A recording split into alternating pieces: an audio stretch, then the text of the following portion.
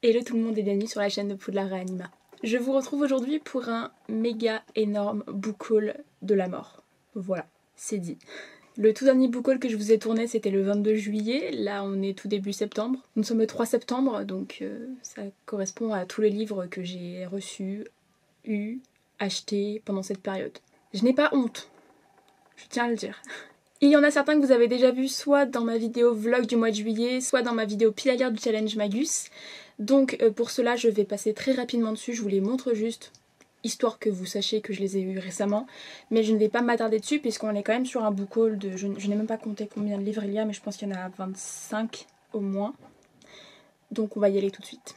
Il y a pas mal de graphiques parce que c'est vrai que j'ai eu envie de me refaire un petit peu un stock de lecture graphique parce que j'avais pratiquement plus aucun manga dans ma pile à lire et j'avais plus de BD dans ma pile à lire. Donc très clairement j'avais envie de me refaire un petit stock, donc il y en a quand même quelques-uns. Tout le reste ce sont des romans, j'en ai lu déjà quelques-uns. Le tout premier roman que j'ai reçu c'est un service de presse pour l'œil des lecteurs et il s'agit du Secret de Mona de Patrick Barr publié chez Syros. Je vous en ai déjà parlé dans ma vidéo vlog du mois de juillet donc je ne vais pas m'attarder dessus typiquement.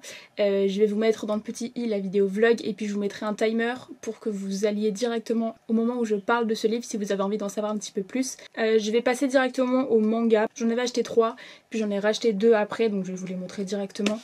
Celui-là je vous en ai aussi parlé dans mon vlog de juillet donc Our Colorful Days de Gengora Tayame. Je ne sais toujours pas si ça se dit comme ça mais... on va dire que ça se dit comme ça. C'est publié chez Akata. Je l'ai lu, c'est pareil, je vous mets le timer pour vous dire à quel moment j'en parle dans ma vidéo vlog. Ensuite, j'ai acheté le premier tome de BL Métamorphose de Kaori Tsurutani. J'ai toujours un petit peu de mal avec les noms japonais, hein. Voilà, je pense que vous l'avez compris. C'est publié chez Kiun et c'est l'histoire d'une vieille dame et d'une jeune fille qui sont fans toutes les deux de yaoi, si je me souviens bien. Ça fait un moment que j'ai pas lu le résumé mais il me semble que c'est ça. Et en fait cette passion va les lier d'une certaine façon et j'ai hâte de connaître cette histoire parce que ça me semble tout doux, tout mignon. C'est Steph de Piketty qui en a parlé récemment et voilà, j'ai hâte de me faire un avis dessus. En manga j'ai aussi acheté du coup le 3e tome de A Silent Voice de Yoshitoki Oima dont je vous ai parlé cette fois-ci dans ma pile à lire du challenge Magus. Je vous ai dit que ça parlait de harcèlement. On a cette jeune fille qui est sourde-muette et ce jeune garçon qui va la harceler quand elle est à l'école primaire. Et donc ça va être un petit peu... Le premier tome c'est vraiment sur le harcèlement au moment de la période de l'école primaire. Et ensuite on va avoir une évolution dans leur relation quand ils deviennent plus âgés et j'ai hâte de connaître la suite parce qu'il y avait des petites choses qui me dérangeaient un petit peu dans les premiers tomes et on m'a dit du coup que ça s'améliorait par la suite donc j'ai hâte de voir ça. Ensuite je me suis acheté l'inévitable 15e tome de The Promised Neverland de Kaiju Shirai et Pusuka Demizu. Je ne l'ai pas encore lu mais ça va pas tarder, d'ailleurs je l'ai pas mis dans la pile à lire du challenge Magus, c'est une erreur, je vais le mettre parce que je vais le lire très bientôt hein, histoire d'avoir encore un petit peu l'histoire du 14e tome en tête, ce serait pas mal. Et puis parce que j'ai envie de savoir la suite parce que le 14e tome était assez dingue. Et enfin le dernier manga que j'ai acheté ce mois-ci, il s'agit du 3e tome de Nos cœurs évanescents de Yuki Kamatani. Je vous en ai déjà parlé dans mes 2 premiers book hauls, j'avais acheté le tome 1 lors de mon premier book haul et le tome 2 lors de mon 2e book haul. Donc là voilà, 3e book haul, 3e tome et je l'ai lu ce matin, j'ai beaucoup aimé. J'aime toujours autant en fait la douceur de ce manga. C'est un manga qui va traiter de musique et d'hypersensibilité avec un côté assez calme, assez cocooning. J'aime beaucoup les graphismes, c'est toujours un plaisir de retrouver Yutaka et ses amis et de les voir évoluer dans leur école où du coup ils montent une chorale et ils vont participer à un concours de chant. On passe du coup maintenant au roman, je laisse la BD pour la fin. Ici on a un lot de concours que j'ai gagné sur la page Instagram de Lorraine, le mot l'imaginaire. J'ai donc gagné le premier tome de la trilogie préquelle de La Croisée des Mondes. Il s'agit de La Belle Sauvage de Philippe Pullman. Je suis actuellement en train de lire le 3e tome de La Croisée des Mondes. Je voulais avoir terminé la trilogie principale avant de lire le préquel, donc ça ne saurait tarder. On m'a dit que ça valait vraiment le coup, Lorraine en avait vraiment très bien parlé, donc ça m'a vraiment beaucoup intriguée. J'avais participé au concours pour le gagner et je l'ai gagné, donc je suis ravie. Et j'ai hâte de me faire en fait un avis sur ce préquel, puisque comme vous le savez, la trilogie principale de base, c'est pas une trilogie qui m'enchante particulièrement, dans le sens où j'ai beaucoup aimé le premier tome, mais j'ai eu du mal avec le 2e. Là le 3e ça va, j'en suis à la moitié à peu près, mais c'est pas non plus transcendant. Voilà, c'est pas une trilogie qui va me marquer, c'est pas une trilogie que je relirai. Donc je pense que ça va être intéressant en fait d'avoir le côté préquel, le côté mise en situation en fait. Je crois que ça se passe 10 ans avant le premier tome, donc pourquoi pas. Ensuite on passe au seul roman en VO de la pile, il me semble. Il s'agit de Nick and Charlie de Alice Oseman. Je vous en ai parlé dans ma pile à lire du challenge Magus, puisqu'on doit lire un titre LGBT. Et j'ai choisi de lire celui-là, donc comme je vous l'avais dit, c'est une novella. Mais il y a aussi des illustrations, évidemment j'en trouve pas. Mais pareil, j'ai très hâte de le découvrir. Vous savez qu'Alice Oseman est une auteure que j'adore. Et Nick et Charlie, ce sont du coup les deux personnages principaux de Heartstopper que j'aime d'amour. Et je pense que du coup, ça va être une super lecture. Ensuite, on revient du coup à Lorraine, les mots de l'imaginaire, puisque j'ai reçu son roman, La gardienne du chardon, qui est du coup le premier tome des Voix de l'Oporum, publié chez Les Trois Nornes, et du coup écrit par Lorraine Bellès, qui, je sais pas du tout si ça se dit comme ça ton nom, voilà, si c'est pas ça, désolée, mais en tout cas je trouve que l'objet livre est absolument sublime. Ça se passe dans un Londres victorien à la fin du 19e siècle et c'est une uchronie. Donc je suis très intriguée par ce roman, c'est vrai que je l'ai majoritairement acheté pour soutenir Lorraine, mais en même temps le résumé me tente de fou, donc bon, je pense que il fera pas long feu dans ma pile à lire. Je me suis acheté, vous l'avez vu aussi dans ma pile à lire du challenge Magus, Babel Corp Genesis 11 de Scott Rengen, je ne sais toujours pas le prononcer. C'est Tatiana du compte Instagram Idéalire qui a vraiment fait une immense propagande autour de ce roman quand elle l'avait lu en VO et du coup quand il est sorti en VF elle a pas arrêté d'en parler, donc c'est vrai que ça m'a donné vraiment très envie. Et récemment c'est Louise de Rêve ta vie en lecteur qui a eu un coup de cœur pour ce roman, donc c'est ce qui a fini de me convaincre très clairement et j'ai vraiment hyper hâte de me plonger dedans parce que j'ai vraiment très envie de science-fiction YA en ce moment, vraiment. Donc je pense que ça va être parfait pour ça. On va suivre Emmett qui embarque sur un vaisseau spatial qui s'appelle du coup Genesis 11. Il va être du coup mêlé à d'autres ados défavorisés, ils vont être du coup envoyés sur ce vaisseau et il me semble qu'il y a une histoire d'épreuves qu'ils vont devoir réaliser, un petit peu comme dans Divergente, vous savez, quand les audacieux ont des espèces de petits combats et après ils ont des classements, des choses comme ça. Il me semble qu'il y a une histoire comme ça, que j'ai envie de me lancer dedans en fait sans trop en savoir, donc je vais m'arrêter là. Je me suis aussi offert Toffee et moi de Sarah Crossan, traduit par Clémentine Beauvais, du coup publié chez Rajo, qui est du coup le tout dernier roman de Sarah Crossan publié en français, que j'ai hésité à acheter parce que c'est vrai qu'en fait les romans de Sarah Crossan, comme ce sont des romans écrits en vers, mettre 15,90€, il y a pire, mais mettre autant d'argent dans un roman qui se lit quand même plutôt très vite, voilà, c'est pas que ça me dérange, mais effectivement je réfléchis toujours à deux fois, et en même temps vous allez me dire les mangas et les BD c'est souvent très cher et ça se lit encore plus vite, donc voilà. Du coup dans ce roman on va suivre Alison qui s'est enfuie de chez elle, apparemment elle est victime de violences familiales, elle va trouver refuge chez Marla, sauf que Marla, qui est une vieille dame, va la prendre pour Toffee. Qui est Toffee? On n'en sait rien. En tout cas, Alison va accepter de se faire passer pour Toffee pour rester auprès de Marla et ça va être à mon avis une histoire très touchante comme Sarah Crossan en a l'habitude et c'est vrai que je suis assez intriguée par ce roman dans le sens où c'est très mystérieux, on ne sait pas du tout où ça va aller. En plus j'aime beaucoup ce format en fait de roman en vers parce que j'en lis très peu finalement, je crois qu'il n'y a que Sarah Crossan que j'ai déjà lu dans ce format là et ça fait du bien, c'est assez rafraîchissant. Ensuite on passe à mes achats de vacances, puisque je suis partie pratiquement tout le mois d'août. Je suis partie au Puy du Fou, ensuite je suis allée à Angoulême chez Louise, puis on a fait une petite virée à La Rochelle avec Marine et Louise du coup, puis j'ai terminé chez Marine à Paris. Enfin bref, ça a été le périple tout le mois d'août et donc on va passer aux achats que j'ai fait pendant ce séjour, pendant ce périple, et on va commencer par du Robin Hobb. Comme je vous l'ai dit dans ma vidéo pile à lire du challenge Magus il me semble, j'ai terminé la deuxième époque de l'Assassin Royal, j'ai éternué. Du coup je me suis acheté deux romans de Robin Hobb et j'ai eu un cadeau du coup d'une amie. J'ai ces petits nouveaux de Robin Hobb dans ma bibliothèque. Donc tout d'abord Le Prince Bâtard qui est le préquel de l'Assassin Royal qui se passe plusieurs décennies plus tôt et qui est en fait un roman un petit peu sous forme de conte sur l'histoire du prince Pi qui est un personnage emblématique en fait de la saga puisqu'il a engendré beaucoup de choses pour l'avenir des Sud-Duchés. Donc je l'ai déjà lu, j'ai beaucoup aimé, j'ai vraiment beaucoup aimé en fait le format un petit peu de conte et le fait que ce soit raconté par quelqu'un d'assez extérieur en fait finalement à l'histoire du prince Pi. C'était vraiment chouette et franchement cette couverture les gars, elle est magnifique. Ensuite du coup mon amie Louisa m'a offert la deuxième intégrale des Aventuriers de la Mer et je me suis acheté la troisième intégrale. Donc je ne vais pas en parler plus longtemps, ça sert à rien, j'ai même pas encore lu la première intégrale, je la lirai pendant le challenge Magus. Mais en gros ça se passe dans le même univers que l'Assassin Royal avec d'autres personnages et du coup des histoires à mon avis de pirates et de choses comme ça. J'ai vraiment trop hâte de savoir un petit peu ce que ça va donner. Passons du coup aux achats Gilbert Joseph. L'année dernière j'avais craqué, mais craqué mon slip à Paris chez Gilbert Joseph. Là je trouve que ça va, on a vu pire. J'ai tout d'abord voulu me challenger en achetant des thrillers parce que c'est pas du tout un genre auquel je suis habituée et en même temps ça me fait vachement envie. C'est vrai que quand j'en vois un je me dis ah ça pourrait être chouette. Cela m'attirait particulièrement donc j'ai décidé de craquer pour Rêver de Franck Tilliès que vous avez vu dans ma pile à lire du challenge Magus. Et comme je vous le disais dans ma vidéo, j'ai pas envie d'en savoir trop sur ce roman, je sais juste que ça parle de narcolepsie, d'une jeune femme qui est psychothérapeute il me semble et de l'univers des rêves. Voilà. Juste ça, ça m'avait vraiment intriguée, puis Marine a adoré, donc j'ai vraiment hâte de le découvrir. Et puis Franck Tilliès est vraiment réputé en fait pour le genre du thriller, donc je pense que ça va être chouette. Le deuxième thriller que j'ai acheté, c'est Je suis Pilgrim de Terry Hayes, qui m'avait été recommandé par mon accompagnatrice piano au conservatoire.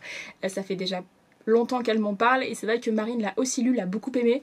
Donc quand je l'ai vu d'occasion à Gibert pour 4-5 euros, j'ai foncé. C'est quand même un bon gros bébé, mais alors j'ai même pas relu le résumé il me semble, ça a l'air un petit peu gore de ce dont je me souviens, mais en même temps c'est plein d'enquêtes qui vont se recouper et ça m'intrigue. Encore une fois ça m'intrigue vraiment et j'ai vraiment envie de me confronter à ce genre de lecture, donc je pense que ça va être parfait. Toujours chez Gibert, je me suis acheté Oh Boy de Mario de Muraille. Alors Mario de Muraille c'est un petit peu le genre d'auteur qu'on lit déjà à l'école primaire. Moi j'avais lu plusieurs romans d'elle déjà à l'époque et récemment j'ai lu le premier tome de Sauveur et Fils que j'ai beaucoup aimé, que j'ai trouvé assez rafraîchissant et en même temps qui parlait de sujets très importants. C'était hyper bien fait, j'avais trouvé. Celui-là me tentait depuis hyper longtemps, je l'ai trouvé à 3 euros chez Gibert, donc franchement j'ai foncé, je l'ai lu et j'ai beaucoup aimé. Ça nous parle d'une fratrie de 3 enfants, Siméon, Morgane et Venise, qui sont 3 enfants abandonnés par leurs parents en fait. Siméon, Morgane et Venise vont se faire la promesse qu'ils ne seront pas séparés dans leur famille d'accueil.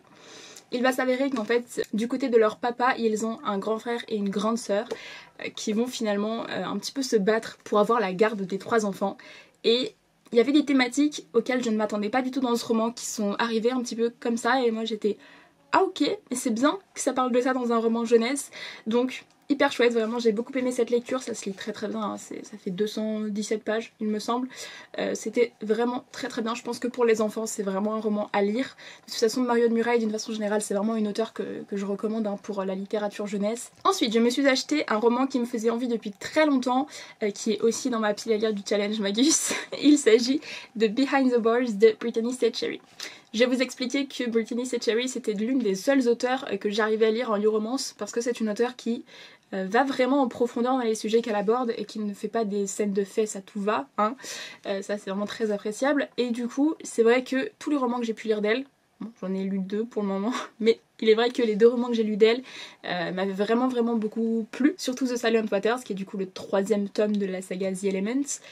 Et du coup celui-là qui parle en plus de musique, j'avoue que dès le début il m'a attiré, donc là je l'ai trouvé à 11 euros comme neuf chez Gibert, j'ai pas réfléchi. J'avoue que je n'ai pas lu le résumé depuis très longtemps encore une fois et que j'ai pas envie de trop en savoir. Je sais juste que ça parle de musique, que c'est magnifique, que c'est Brittany Setcherry, donc je lui fais confiance, on va y aller comme ça. Le tout dernier roman que j'ai acheté chez Gibert, je l'ai déjà lu et ça a pratiquement été un coup de cœur tellement c'était pétillant, magnifique, coloré, génial. Il s'agit de Âge tendre de Clémentine Beauvais. C'est du coup son tout nouveau roman qui est publié chez Sarbacane, qui est sorti ce mois-ci, que j'ai trouvé le lendemain de sa sortie d'occasion chez Gibert à 9 euros. J'étais comme une folle parce que très clairement il me faisait super envie. Marine avait pu l'avoir en service de presse à la librairie, donc elle l'avait déjà lu, elle l'avait adoré. Donc encore une fois j'ai pas réfléchi, j'ai foncé. Et quelle bonne idée j'ai eu très clairement parce que je l'ai lu pratiquement dans la foulée. Et c'est un roman qui m'a mis du baume au cœur d'une façon mais incroyable, j'ai adoré la façon dont c'était fait. On va suivre Valentin qui est un jeune garçon d'une quinzaine d'années, il est en 3e. Et dans cette histoire, la présidente de la République a décidé que les adolescents entre la 3e et la 2e devaient faire une année de service civique. En gros ça consiste en partir un an dans une autre région que la leur pour faire du coup un service civique. Valentin au moment de faire ses vœux pour partir du coup faire son service civique, déjà il est pas très enjoué à cette idée là et en plus il est un peu hypocondriaque, il est un petit peu... il aime pas trop sortir de chez lui, il a pas envie d'aller dans des services de santé. Voilà, c'est un enfant qui est quand même assez renfermé. Et il va être envoyé à l'autre bout de la France. Il habite à Albi, il part dans le Pas-de-Calais. Il va se retrouver dans un service mnémosique. Mais en gros c'est un service dans lequel on va retrouver des personnes âgées, ou des personnes d'ailleurs un petit peu moins âgées, qui sont atteintes en tout cas d'Alzheimer. Et ce sont des services dans lesquels ils vont recréer les décors de l'époque de jeunesse en fait de ces personnes atteintes d'Alzheimer, histoire en fait de les remettre dans leur contexte de leur jeunesse, puisqu'ils vivent dans leur jeunesse, donc autant les mettre dans le contexte, dans le décor qui convient. Et bon, Valentin il y va un petit peu en traînant des pieds parce que il a un peu la flemme, il a pas très envie d'aller se retrouver avec des vieux, voilà, c'est pas ce qui est vraiment le hype dans la vie. Et finalement on va suivre en fait ce roman dans son rapport de stage qu'il va devoir rendre à la fin de son service civique. Donc on a en fait ce côté un petit peu enfantin, puisque c'est lui qui écrit, c'est lui qui parle, ce sont ses réactions au fur et à mesure de l'année. Mais c'était trop bien. Vraiment, j'ai adoré voir l'évolution déjà psychologique de Valentin, et puis c'était trop beau. Vraiment, les personnages étaient trop choux, c'était pétillant, c'était coloré, c'était à fond dans Françoise Hardy. On adore, j'ai vraiment trop aimé et je vous le recommande à genre 1000%. Si vous avez en tout cas envie de sourire, je pense que ça, le livre parfait pour ça. J'ai récupéré 3 romans de la collection R. On a Les Roches Rouges d'Olivier Adam, Soleil Glacier de Séverine Vidal et Romance de Arnaud Catherine. Ce sont des romans sur lesquels j'avais vraiment envie de me faire un avis parce que j'ai vu autant de mauvais avis que de bons avis dessus. J'ai eu l'opportunité de les récupérer, donc bah voilà, j'ai pas trop hésité. Ce sera pas une priorité dans ma pile à lire très clairement, mais pourquoi pas. Je me suis dit que ça pouvait être assez intéressant. Je ne vous fais pas de résumé parce que encore une fois je connais les résumés de ces 3 là, mais ça va pas être dans mes priorités de lecture. On arrive du coup au service de presse que j'ai reçu pour les éditions du Chat Noir, que vous avez déjà vu dans ma pile à lire du challenge Magus, encore une fois. J'ai tout d'abord reçu Fille de rouille de Gwendoline Kist, du coup chez les éditions du Chat Noir. C'est un peu un genre de conte social. On va suivre 2 jeunes filles qui sont des cousines il me semble. Ça se passe en 1980 à Cleveland dans l'Ohio. Et c'est un petit peu une ambiance de... comment dire, il y a plein d'usines partout, les usines ferment, ce qui entraîne la précarité de la population. Et en fait ça va être un petit peu tout cet engrenage très sombre dans une société où finalement les usines sont devenues complètement nécessaires à la vie. Donc je pense que ça va être vraiment une dénonciation un petit peu de cette société qui ne vit que sur les usines. Donc je pense que ça va être assez intéressant. Après c'est pareil, c'est pas trop mon genre de lecture, mais pourquoi pas. C'est vrai que des 2 que j'ai reçus des éditions du Chat Noir, c'est peut-être celui qui me fait le plus envie. Et je suis assez curieuse en fait de savoir ce que ça va donner. Le deuxième, il s'agit de Béni soient vos entrailles de Marianne Stern. Et lui pour le coup, je pense que niveau bizarrerie c'est encore un cran au-dessus. C'est un roman gothique qui nous parle de sorcières et de démons. C'est un peu sous forme de journal, je sais pas trop, c'est assez particulier. Je pourrais même pas vous faire de résumé. J'ai lu le résumé mais même en l'ayant lu je peux pas vraiment vous dire de quoi ça parle, tellement c'est un peu perché. Mais bon, je le lirai, de toute façon je l'ai reçu, donc je vais le lire, et puis je suis toujours curieuse de découvrir de nouveaux genres et de nouvelles histoires. Donc il va pas tarder celui-là. Et pour terminer, la BD. On est arrivé au bout de cette pile, de cette immense pile. Il s'agit donc de Ces jours qui disparaissent de Timothée Le Boucher, que j'ai vu particulièrement passer sur la chaîne d'Alex Bouquin en Prada, qui m'avait vraiment donné super envie de le découvrir. Et c'est vrai que dès que je la voyais en librairie, j'avais envie de sauter dessus, j'avais envie de la découvrir. Et là j'ai fini par craquer. Je l'ai déjà lu et je ne m'en suis toujours pas remise. C'est-à-dire que c'est une histoire hyper touchante. Je ne m'attendais pas du tout à ressentir autant d'émotions au cours de ma lecture. Enfin, j'aurais dû m'en douter parce que Alex avait été vraiment touché par cette BD. On va suivre un garçon qui s'appelle Lubin, qui est acrobate, et un jour en fait il va tomber et il va avoir un choc au niveau de la tête, et à partir de ce moment-là, il va s'avérer qu'il ne vit plus qu'un jour sur 2, c'est-à-dire que s'il s'endort le mardi soir, il va se réveiller le jeudi matin, et il va avoir aucun souvenir de sa journée de mercredi. Et au fur et à mesure, ça va, comment dire, s'aggraver, on va dire ça comme ça. L'autre personnalité, l'autre on ne sait pas ce que c'est réellement, va commencer à progressivement prendre le pas sur lui. J'en dis pas plus parce que c'est pas utile d'en dire plus. C'est pas le trait graphique qui m'a le plus enjaillé de toute ma vie, mais en fait ça convient bien à l'histoire, je trouve. C'est un trait assez simple avec des couleurs plutôt assez ternes en fait, je trouve. L'histoire fait tout. Clairement l'histoire fait tout. J'avais pas l'impression d'être particulièrement attachée au personnage, et en même temps j'ai été super touchée par l'histoire de Lubin. Enfin, c'est assez fou la façon dont il a réussi à me happer, mais en étant quand même dans une BD où les graphismes n'étaient clairement pas ce que je préférais, avec des personnages qui n'étaient pas forcément le genre de personnage que j'aime en général. Et je trouve ça assez ouf. Enfin vraiment, la dernière page, j'étais comme ça. Voilà. Donc en termes de BD, je vous la recommande vraiment. Alors elle coûte un peu cher, hein, 22,50 €, c'est pour ça que j'hésitais vraiment à la prendre.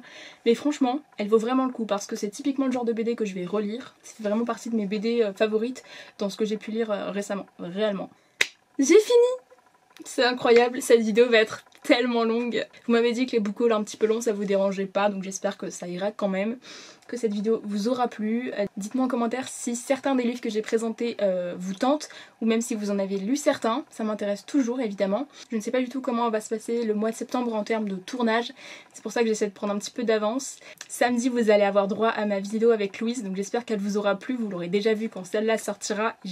J'ai tellement rigolé pendant le tournage et pendant le montage que j'espère vraiment qu'elle vous aura plu. Je voulais aussi vous dire que je me suis acheté un nouvel appareil photo. Donc je suis encore en train de tourner avec l'ancien, celui de ma maman, parce que j'ai pas encore reçu le mien, c'est une précommande, mais je le reçois le 15 septembre et ça va changer.